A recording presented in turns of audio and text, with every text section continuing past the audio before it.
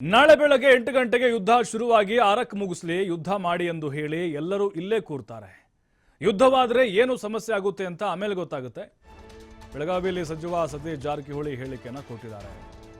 ಸಿದ್ದರಾಮಯ್ಯ ಏನು ಆರ್ಥಿಕ ತೊಂದರೆ ಆಗುತ್ತೆ ಅಂತ ಹೇಳಿದ್ದಾರೆ. ಅವಶ್ಯಕತೆ ಬಿದ್ದರೆ ಯುದ್ಧ ಮಾಡಬಹುದು, ನಮ್ಮನ್ನ ಕೇಳೋದೇನಿದೆ ಅಲ್ವಾ? ನಮ್ಮ ಕೇಳ್ಕೊಂಡು ಅವ್ರಿಗೇನ್ರಿ, ಏನು ನಮಗೆ ಕೇಳ್ಕೊಂಡು ಕಾಂಗ್ರೆಸ್ ಸಚಿವರನ್ನ ಕೇಳ್ಕೊಂಡು ಏನಾದರೂ ನಿರ್ಧಾರ ಮಾಡ್ತಾರ ಯುದ್ಧದ್ದು? ಇಲ್ವಲ್ಲ. ಆ ಅರ್ಥದಲ್ಲಿ ಸತೀಶ್ ಜಾರಕಿಹೊಳಿ ಹೇಳಿದ್ದಾರೆ, ಯುದ್ಧ ಮಾಡುವಂಥ ಅನಿವಾರ್ಯತೆ ಇದೆಯಾ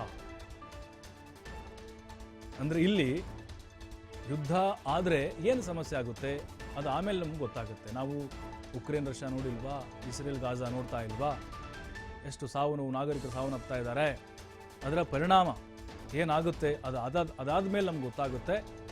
ನಾಳೆ ಬೆಳಗ್ಗೆ 8 ಗಂಟೆಗೆ ಯುದ್ಧ ಶುರು ಮಾಡಿ 6ಕ್ಕೆ ಮುಗಿಸ್ಬಿಡ್ಲಿ ಅಂತ ಹೇಳಿ ಸಚಿವ ಸತೀಶ್ ಜಾರಕಿಹೊಳಿ ಹೇಳಿದ್ದಾರೆ.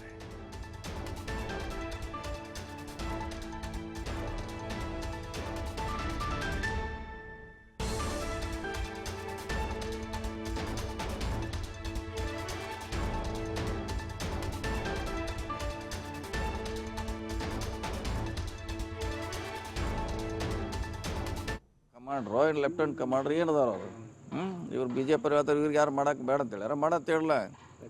ಏನು ಸಿ ಎಮ್ ಆದೇಶ ಕೊಟ್ಟ ಮ್ಯಾಗ ಯುದ್ಧ ಸ್ಟಾರ್ಟ್ ಆಗ್ತದೆ. ಅವ್ರು ಏನು ಕನ್ಸರ್ನ್ ಅದಾರ, ಅವ್ರು ಹೇಳಿದ್ದಾರೆ ಯುದ್ಧ ಆಗೋದ್ರಿಂದ ಆರ್ಥಿಕವಾಗಿ ಹಿನ್ನಡೆ ಆಗ್ತೈತೆ. ಇವ್ರು ಇಲ್ಲೇ ಕೂತು ಹೇಳವ್ರಿ ಇವ್ರು ಯಾರು ಯುದ್ಧ ಅಲ್ಲಿ ಆಡಕ್ಕೆ ಹೋಗೋದಿಲ್ಲ. ಯುದ್ಧ ಆಡಿ ಅಂತ ಹೇಳವ್ರ.